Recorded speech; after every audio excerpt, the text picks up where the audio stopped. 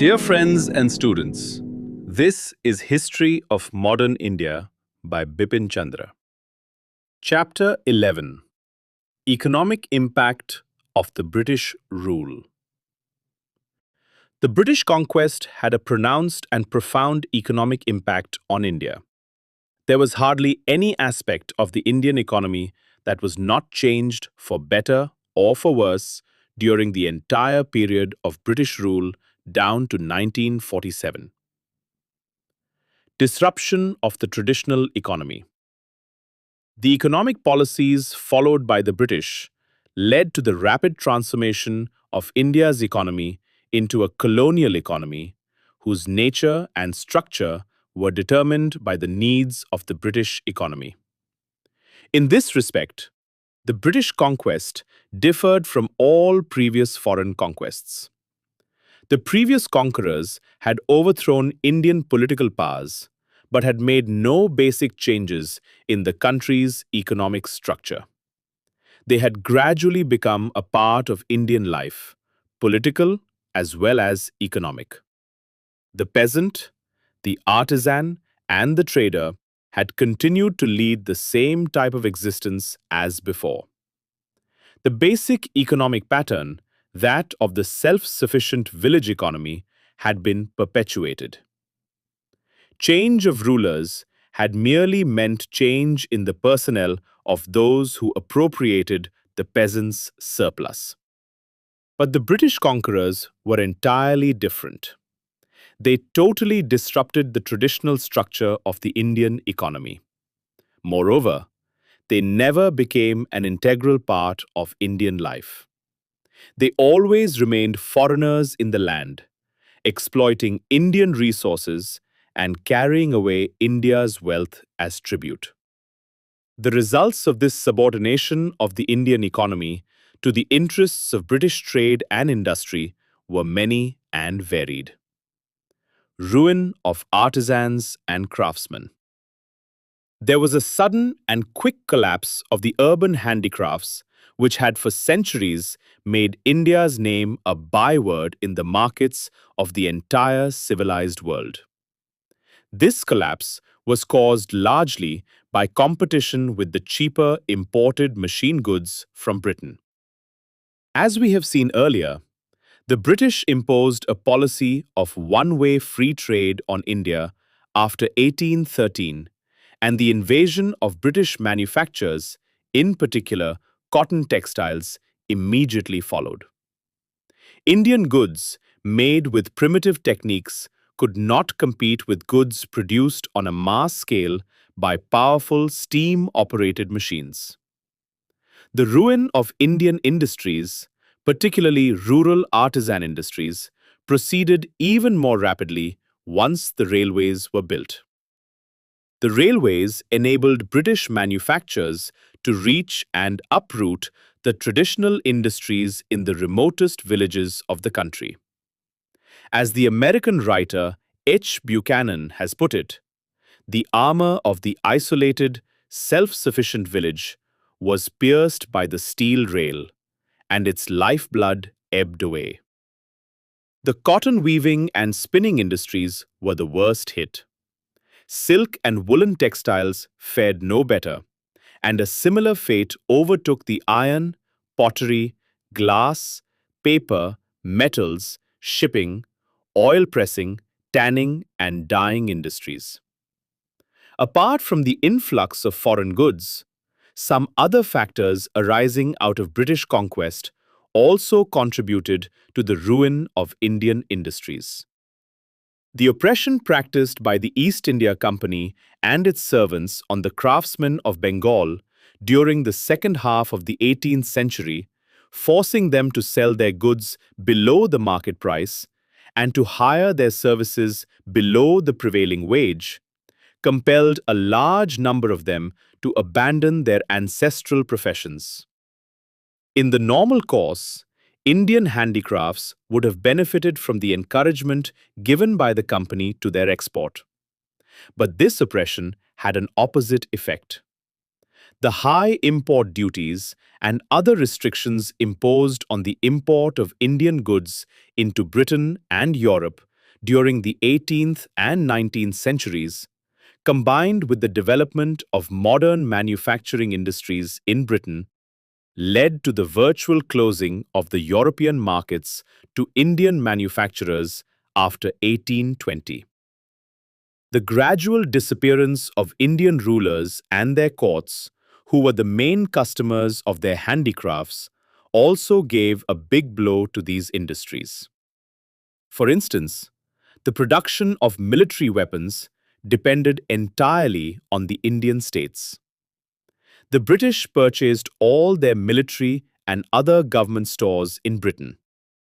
Moreover, Indian rulers and nobles were replaced as the ruling class by British officials and military officers who patronized their own home products almost exclusively. The British policy of exporting raw materials also injured Indian handicrafts by raising the prices of raw materials like cotton and leather. This increased the cost of handicrafts and reduced their capacity to compete with foreign goods. The ruin of Indian handicrafts was reflected in the ruin of the towns and cities which were famous for their manufactures. Cities which had withstood the ravage of war and plunder failed to survive British conquest. Dhaka, Surat, Murshidabad, and many other populous and flourishing industrial centers were depopulated and laid waste. William Bentinck, the Governor-General, reported in 1834 to 35, "The misery hardly finds a parallel in the history of commerce. The bones of the cotton weavers are bleaching the plains of India." The tragedy was heightened by the fact that the decay of the traditional industries was not accompanied by the growth of modern machine industries, as was the case in Britain and Western Europe. Consequently, the ruined handicraftsmen and artisans failed to find alternative employment. The only choice open to them was to crowd into agriculture. Moreover, the British rule also upset the balance of economic life in the villages. The gradual destruction of rural crafts broke up the union between agriculture and domestic industry in the countryside, and thus contributed to the destruction of the self-sufficient village economy. On the one hand, millions of peasants who had supplemented their income by part-time spinning and weaving now had to rely overwhelmingly on cultivation. On the other, millions of rural artisans lost their traditional livelihood and became agricultural laborers or petty tenants holding tiny plots. They added to the general pressure on land. Thus, British conquest led to the deindustrialization of the country and increased dependence of the people on agriculture. No figures for the earlier period are available, but according to census reports, between 1901 and 1941 alone, the percentage of population dependent on agriculture increased from 63.7% to 70%. This increasing pressure on agriculture was one of the major causes of the extreme poverty of India under British rule. In fact, India now became an agricultural colony of manufacturing Britain, which needed it as a source of raw materials for its industries. Nowhere was the change more glaring than in the cotton textile industry. While India had been for centuries the largest exporter of cotton goods in the world, it was now transformed into an importer of British cotton products and an exporter of raw cotton. Impoverishment of the peasantry. The peasant was also progressively impoverished under British rule. In spite of the fact that he was now free of internal wars, his material condition deteriorated and he steadily sank into poverty. In the very beginning of British rule in Bengal, the policy of Clive and Warren Hastings of extracting the largest possible land revenue had led to such devastation that even Cornwallis complained that one-third of Bengal had been transformed into a jungle inhabited only by wild beasts. Nor did improvement occur later.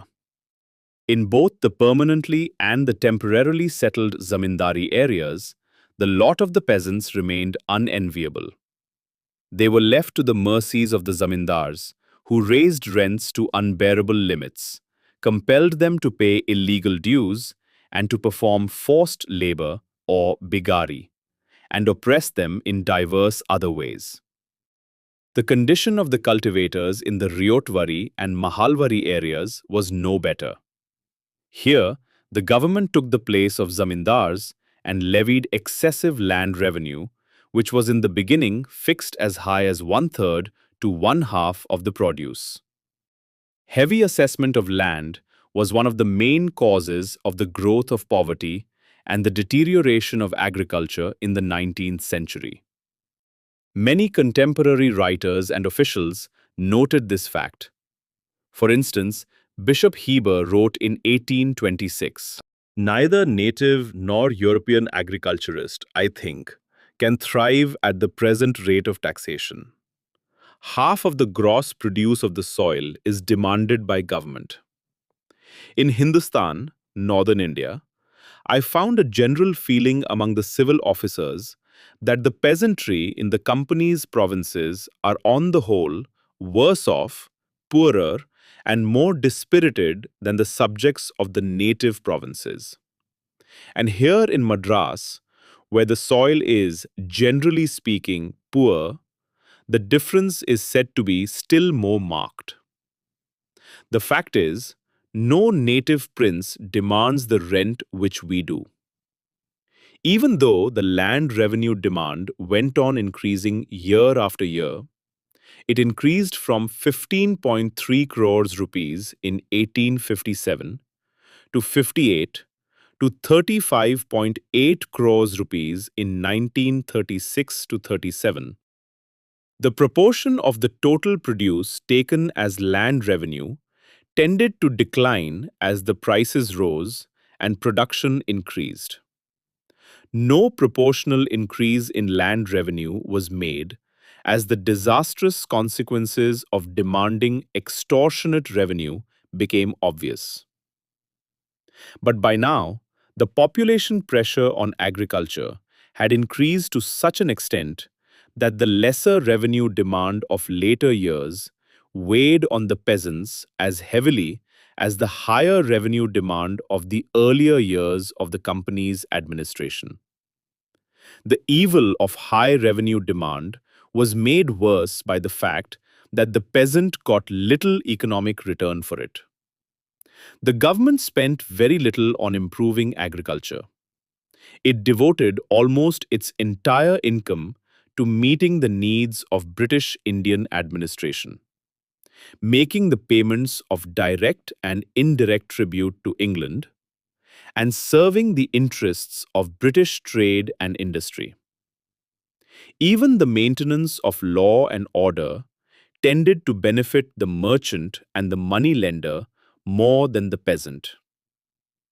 The harmful effects of an excessive land revenue demand were heightened by the rigid manner of its collection. Land revenue had to be paid promptly on the fixed dates, even if the harvest below normal or had failed completely. But in bad years, peasants found it difficult to meet the revenue demand, even if barely able to do so in good years. The government put up their land on sale to collect the arrears of revenue. But in most cases, the peasant himself took this step and sold part of his land to meet in time the government demand. In either case, he lost his land. More often, the inability to pay revenue drove the peasant to borrow money at high rates of interest from the money lender. He preferred getting into debt by mortgaging his land to a money lender or to a rich peasant neighbor to losing it outright. He was also forced to go to the money lender whenever he found it impossible to make his two ends meet. But once in debt, he found it difficult to get out of it. The money lender charged high rates of interest, and through cunning and deceitful measures, such as false accounting, forged signatures, and making the debtor sign for larger amounts than he had borrowed, got the peasant deeper and deeper into debt till he parted with his land. The money lender was greatly helped by the new legal system and the new revenue policy. In pre-British times, the money lender was subordinated to the village community. He could not behave in a manner totally disliked by the rest of the village. For instance, he could not charge usurious rates of interest. In fact, the rates of interest were fixed by usage and public opinion. Moreover, he could not seize the land of the debtor. He could at most take possession of the debtor's personal effects like jewelry or parts of his standing crop. By introducing transferability of land, the British revenue system enabled the money lender or the rich peasant to take possession of land. Even the benefits of peace and security established by the British through their legal system and police were primarily reaped by the money lender, in whose hands the law placed enormous power. He also used the power of the purse to turn the expensive process of litigation in his favor and to make the police serve his purposes. Moreover, the literate and shrewd moneylender could easily take advantage of the ignorance and illiteracy of the peasant to twist the complicated processes of law to get favorable judicial decisions.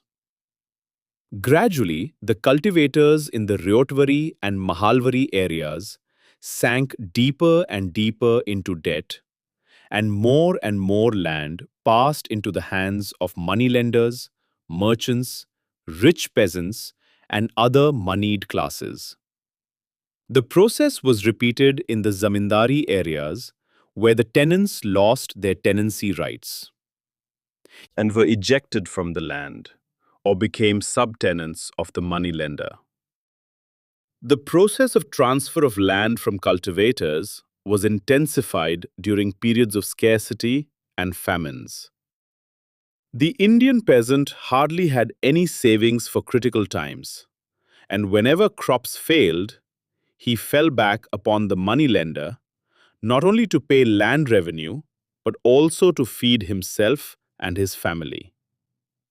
By the end of the 19th century, the moneylender had become a major curse of the countryside and an important cause of the growing poverty of the rural people.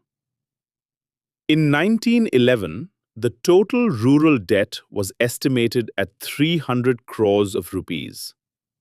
By 1937, it amounted to 1,800 crores of rupees. The entire process became a vicious circle.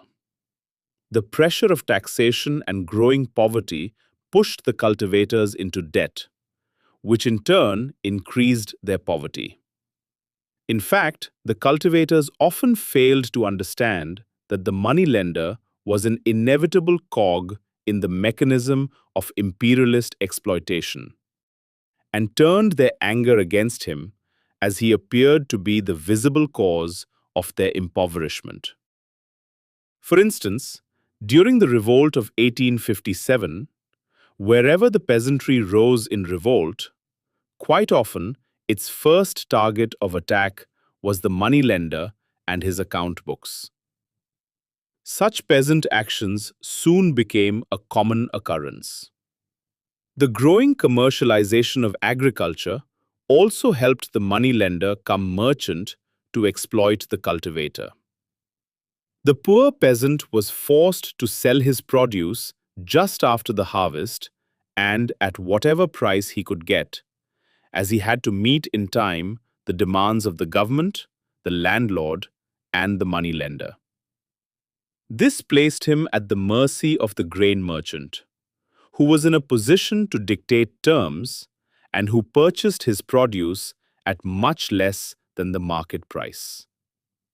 Thus, a large share of the benefit of the growing trade in agricultural products was reaped by the merchant, who was very often also the village moneylender.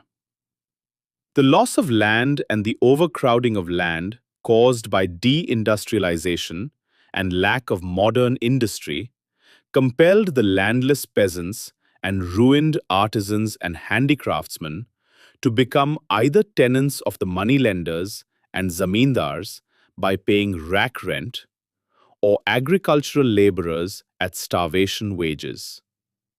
Thus, the peasantry was crushed under the triple burden of the government, the zamindar or landlord, and the moneylender. After these three had taken their share, not much was left for the cultivator and his family to subsist on. It has been calculated that in 1950 to 51, land rent and money lenders' interest amounted to 1,400 crores of rupees, or roughly equal to one-third of the total agricultural produce for the year. The result was that the impoverishment of the peasantry continued, as also an increase in the incidence of famines.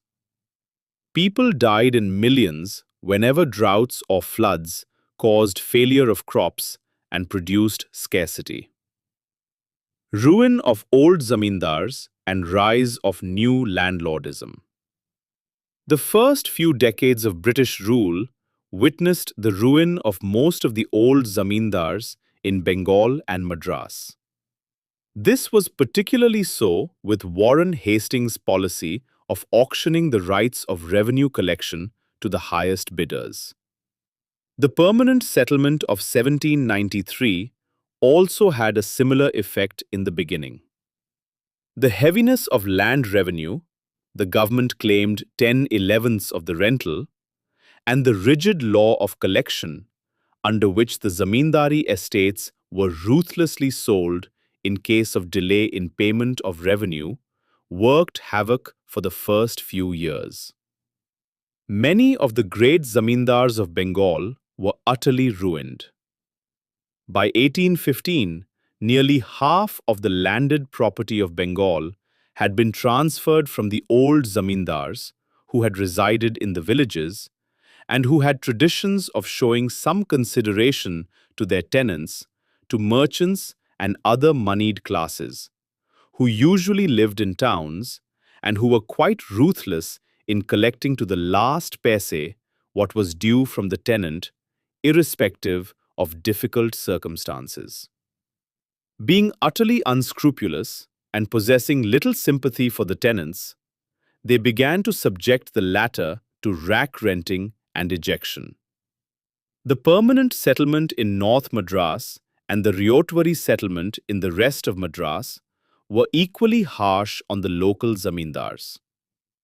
But the condition of the zamindars soon improved radically. In order to enable the zamindars to pay the land revenue in time, the authorities increased their power over the tenants by extinguishing the traditional rights of the tenants. The zamindars now set out to push up the rents to the utmost limit. Consequently, they rapidly grew prosperity. In the Ryotwari areas too, the system of landlord-tenant relations spread gradually. As we have seen above, more and more land passed into the hands of moneylenders, merchants, and rich peasants who usually got the land cultivated by tenants. One reason why the Indian moneyed classes were keen to buy land and become landlords was the absence of effective outlets for investment of their capital in industry. Another process through which this landlordism spread was that of subletting.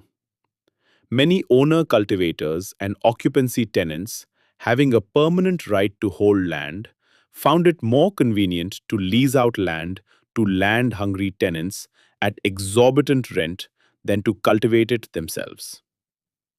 In time, landlordism became the main feature of agrarian relations, not only in the zamindari areas, but also in the ryotwari areas. A remarkable feature of the spread of landlordism was the growth of subinfeudation of intermediaries. Since the cultivating tenants were generally unprotected, and the overcrowding of land led tenants to compete with one another to acquire land, the rent of land went on increasing. The zamindars and the new landlords found it convenient to sublet their right to collect rent to other eager persons on profitable terms. And as rents increased, sublessees of land, in their turn, sublet their rights in land. Thus, by a chain process, a large number of rent-receiving intermediaries between the actual cultivator and the government sprang up. In some cases, their number went as high as 50. The condition of the helpless cultivating tenants, who had to bear the unbearable burden of supporting this horde of superior landlords, was precarious beyond imagination. They were little better than slaves.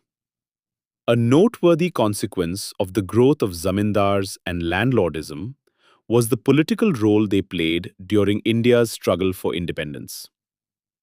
Along with the princes of protected states, they became the chief political supporters of the foreign rulers and opposed the rising national movement. Realizing that they owed their existence to British rule, they tried hard to maintain and perpetuate it. Stagnation and deterioration of agriculture. As a result of overcrowding of agriculture, excessive land revenue demand, growth of landlordism, increasing indebtedness, and the growing impoverishment of the cultivators, Indian agriculture began to stagnate and even deteriorate, resulting in extremely low yields per acre. Overcrowding of agriculture and increase in subinfeudation led to subdivision and fragmentation of land into small holdings, most of which could not maintain their cultivators. The extreme poverty of the overwhelming majority of peasants left them without any resources with which to improve agriculture by using better cattle and seeds, more manure and fertilizers, and improved techniques of production. Nor did the cultivator, rack rented by both the government and the landlord, have any incentive to do so. After all, the land he cultivated was rarely his property, and the bulk of the benefit which agricultural improvements would bring was likely to be reaped by the horde of absentee landlords and moneylenders. Subdivision and fragmentation of land also made it difficult to effect improvements. In England and other European countries, the rich landlords often invested capital in land to increase its productivity with a view to share in the increased income. But in India, the absentee landlords, both old and new, performed no useful function. They were mere rent receivers who had often no roots in land and who took no personal interest in it beyond collecting rent. They found it possible, and therefore preferred, to increase their income by further squeezing their tenants rather than by making productive investments in their lands. The government could have helped in improving and modernizing agriculture, but the government refused to recognize any such responsibility. A characteristic of the financial system of British India was that, while the main burden of taxation fell on the shoulders of the peasant, the government spent only a very small part of it on him. An example of this neglect of the peasant and agriculture was the stepmotherly treatment meted out to public works and agricultural improvement. While the government of India had spent by 1905 over 360 crores of rupees on the railways, which were demanded by British business interests, it spent in the same period less than 50 crores of rupees on irrigation, which would have benefited millions of Indian cultivators. Even so, irrigation was the only field in which the government took some steps forward. At a time when agriculture all over the world was being modernized and revolutionized, Indian agriculture was technologically stagnating. Hardly any modern machinery was used. What was worse was that even ordinary implements were centuries old. For example, in 1951, there were only 930,000 iron plows in use, while wooden plows numbered 31.8 million. The use of inorganic fertilizers was virtually unknown, while a large part of animal manure, that is cow dung, night soil, and cattle bones, was wasted. In 1922 to 23, only 1.9% of all cropped land was under improved seeds. By 1938 to 39, this percentage had gone up to only 11%. Furthermore, agricultural education was completely neglected. In 1939, there were only 6 agriculture colleges with 1,306 students. There was not a single agriculture college in Bengal, Bihar, Orissa, and Sindh. Nor could peasants make improvements through self-study. There was hardly any spread of primary education or even literacy in the rural areas. Development of modern industries. An important development in the second half of the 19th century was the establishment of large-scale machine-based industries in India. The machine age in India started when cotton textile, jute, and coal mining industries were started in the 1850s. The first textile mill was started in Bombay by Kawasji Nanaboy in 1853, and the first jute mill in Rishra, Bengal, in 1855. These industries expanded slowly but continuously. In 1879, there were 56 cotton textile mills in India, employing nearly 43,000 persons. In 1882, there were 20 jute mills, most of them in Bengal, employing nearly 20,000 persons. By 1905, India had 206 cotton mills, employing nearly 196,000 persons.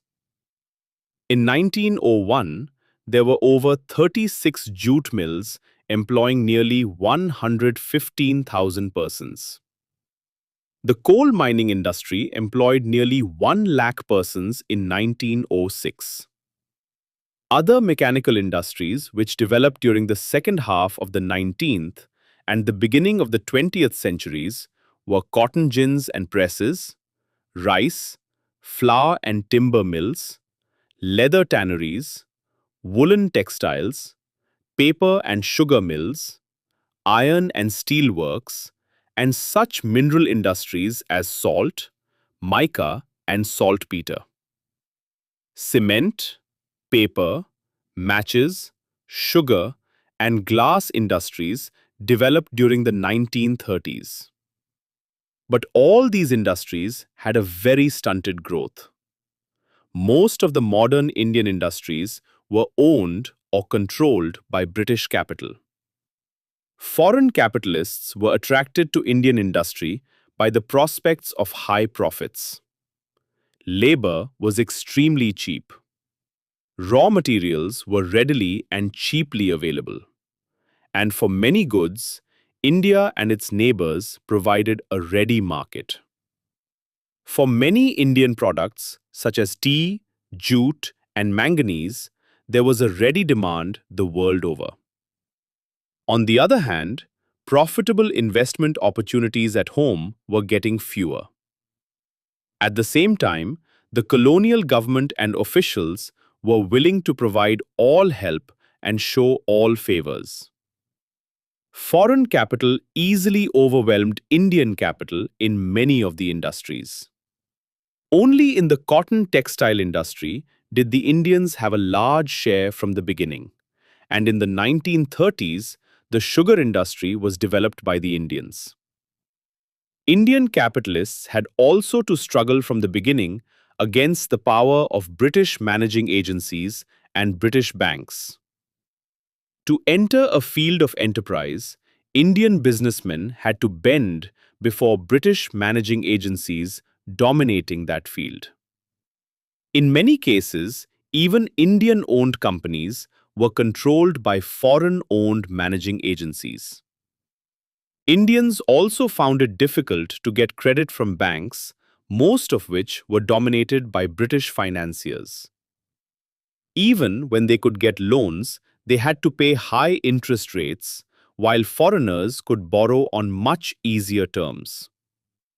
Of course, gradually, Indians began to develop their own banks and insurance companies. In 1914, foreign banks held over 70% of all bank deposits in India. By 1937, their share had decreased to 57%. British enterprise in India also took advantage of its close connection with British suppliers of machinery and equipment, shipping, insurance companies, marketing agencies, government officials, and political leaders to maintain its dominant position in Indian economic life. Moreover, the government followed a conscious policy of favoring foreign capital as against Indian capital. The railway policy of the government also discriminated against Indian enterprise. Railway freight rates encouraged foreign imports at the cost of trade in domestic products. It was more difficult and costlier to distribute Indian goods than to distribute imported goods. Another serious weakness of Indian industrial effort was the almost complete absence of heavy or capital goods industries, without which there can be no rapid and independent development of industries. India had no big plans to produce iron and steel or to manufacture machinery. A few petty repair workshops represented engineering industries, and a few iron and brass foundries represented metallurgical industries. The first steel in India was produced only in 1913. Thus, India lacked such basic industries as steel, metallurgy, machine, chemical, and oil. India also lagged behind in the development of electric power. Apart from machine-based industries, the 19th century also witnessed the growth of plantation industries such as indigo, tea, and coffee. They were almost exclusively European in ownership. Indigo was used as a dye in textile manufacture.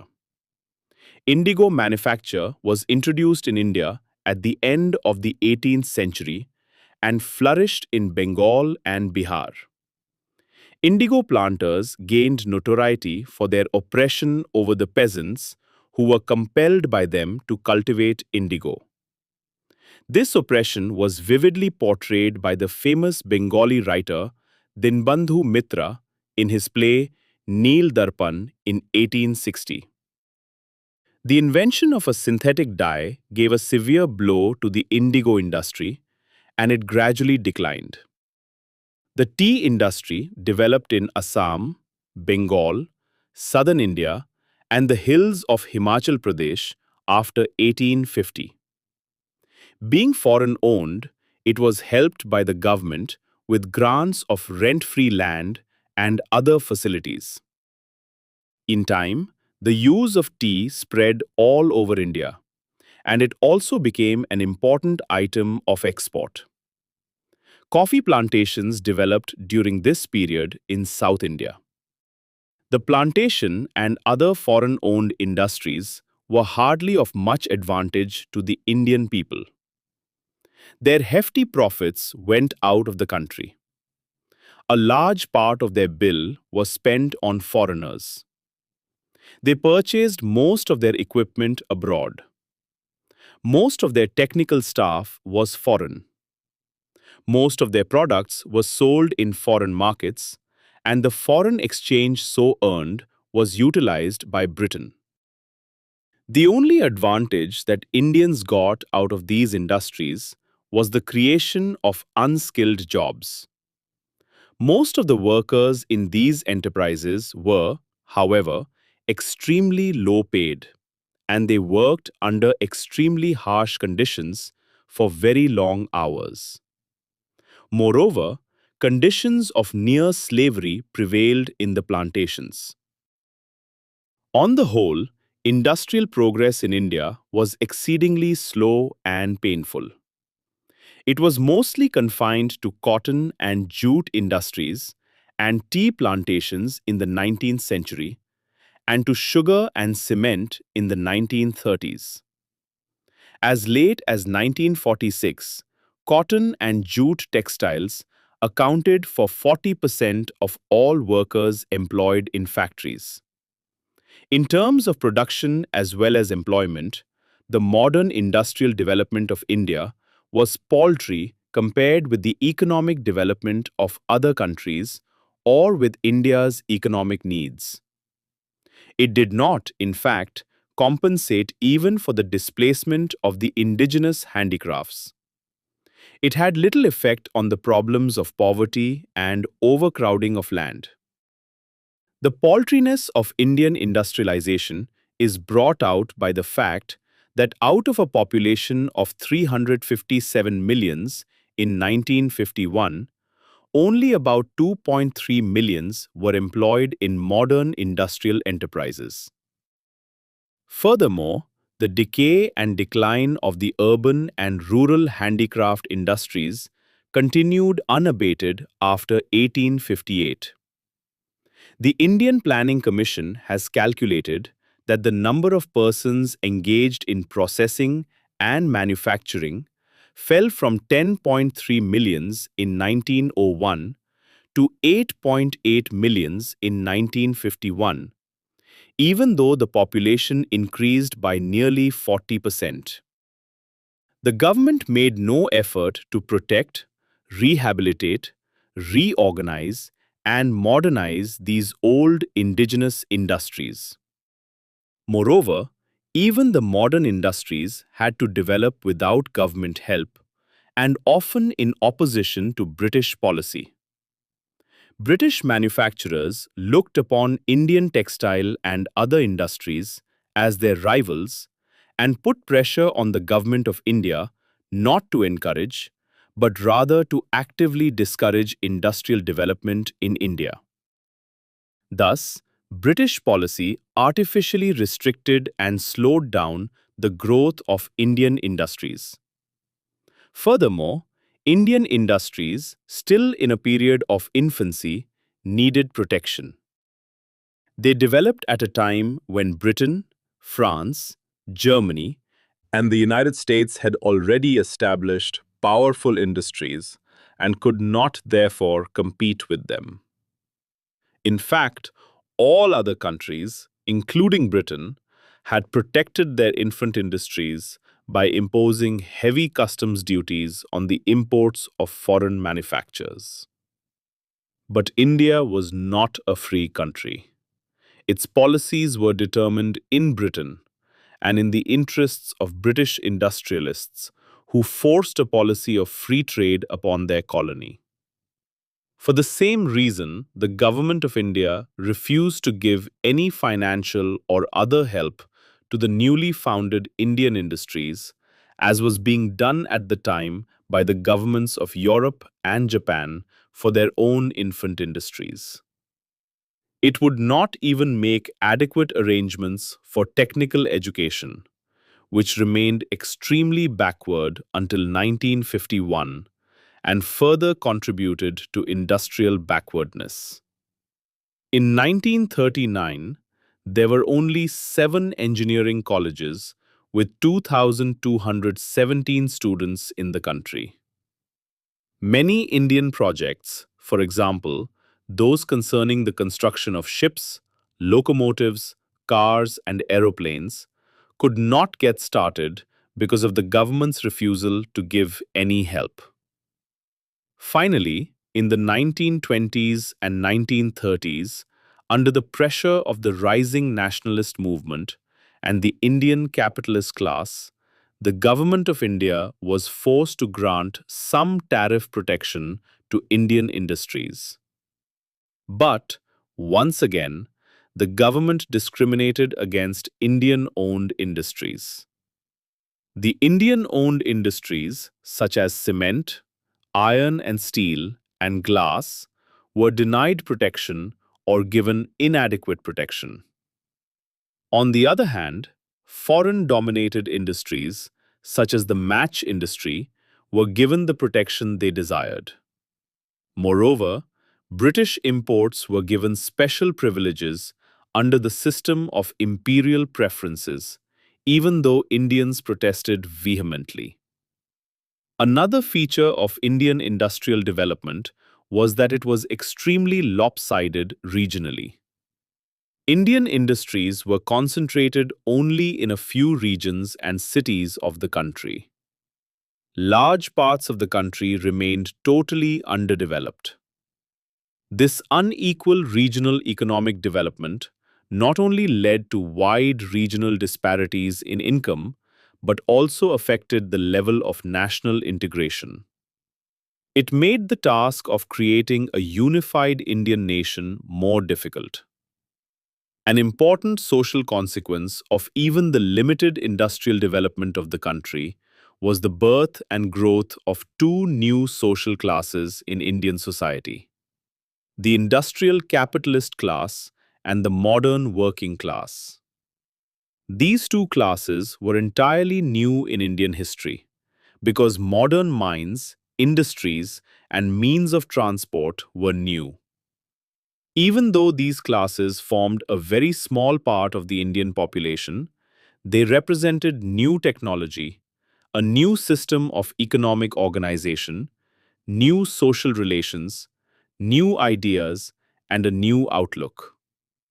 They were not weighed down by the burden of old traditions, customs, and styles of life. Most of all, they possessed an all-India outlook. Moreover, both of them were vitally interested in the industrial development of the country. Their economic and political importance and roles were therefore out of all proportion to their numbers. Poverty and famines. A major characteristic of British rule in India and the net result of British economic policies was the prevalence of extreme poverty among its people. While historians disagree on the question whether India was getting poorer or not under British rule, there is no disagreement on the fact that throughout the period of British rule, most Indians always lived on the verge of starvation. As time passed, they found it more and more difficult to find employment or a living. British economic exploitation, the decay of indigenous industries, the failure of modern industries to replace them, high taxation, the drain of wealth to Britain, and a backward agrarian structure leading to the stagnation of agriculture and the exploitation of the poor peasants by the zamindars, landlords, princes, moneylenders, merchants, and the state gradually reduced the Indian people to extreme poverty and prevented them from progressing. India's colonial economy stagnated at a low economic level. The poverty of the people found its culmination in a series of famines which ravaged all parts of India in the second half of the 19th century. The first of these famines occurred in western UP in 1860 to 61 and cost over 2 lakh lives. In 1865 to 66, a famine engulfed Orissa, Bengal, Bihar, and Madras and took a toll of nearly 20 lakh lives, Orissa alone losing 10 lakh people. More than 14 lakh persons died in the famine of 1868 to 70 in western UP, Bombay, and the Punjab. Many states in Rajputana, another affected area, lost one-fourth to one-third of their population. Perhaps the worst famine in Indian history till then occurred in 1876 to 78 in Madras, Mysore, Hyderabad, Maharashtra, western UP, and the Punjab. Maharashtra lost 8 lakh people, Madras nearly 35 lakhs, Mysore nearly 20% of its population, and UP over 12 lakhs. Drought led to a countrywide famine in 1896 to 97 and then again in 1899 to 1900. The famine of 1896 to 97 affected over 9.5 crore people, of whom nearly 45 lakhs died. The famine of 1899 to 1900 followed quickly and caused widespread distress. In spite of official efforts to save lives through provision of famine relief, over 25 lakh people died. Apart from these major famines, many other local famines and scarcities occurred. William Digby, a British writer, has calculated that, in all, over 28,825,000 people died during famines from 1854 to 1901. Another famine in 1943 carried away nearly 3 million people in Bengal. These famines and the losses of life in them indicate the extent to which poverty and starvation had taken root in India. Many English officials in India recognized the grim reality of India's poverty during the 19th century. For example, Charles Eliot, a member of the Governor-General's Council, remarked, "I do not hesitate to say that half the agricultural population do not know from one year's end to another what it is to have a full meal." And William Hunter, the compiler of the Imperial Gazetteer, conceded that 40 million of the people of India habitually go through life on insufficient food. The situation became still worse in the 20th century. The quantity of food available to an Indian declined by as much as 29% in the 30 years between 1911 and 1941. There were many other indications of India's economic backwardness and impoverishment. Colin Clark, a famous authority on national income, has calculated that during the period 1925 to 34, India had the lowest per capita income in the world. The income of an Englishman was 8 times that of an Indian. Similarly, the average life expectancy of an Indian during the 1930s was only 32 years, in spite of the tremendous progress that modern medical sciences and sanitation had made. In most of the Western European and North American countries, the average age was already over 60 years. India's economic backwardness and poverty were not due to the niggardliness of nature. They were man-made.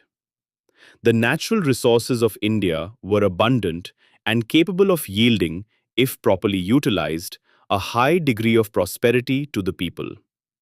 But, as a result of foreign rule and exploitation, and of a backward agrarian and industrial economic structure, in fact, as the total outcome of its historical and social development, India presented the paradox of a poor people living in a rich country.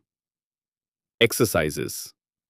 How was India transformed into an economic colony under British rule? Examine critically the impact of British policies on the Indian peasant. How did it lead to the spread of landlordism? Discuss the main features of the development of modern industries in India. Write short notes on A. The ruin of old zamindars. B. Stagnation in agriculture. C. Poverty and famines in modern India. Dear friends and students, you are listening to The History of Modern India by Bipin Chandra. Thank you for listening. Let's meet in the next episode.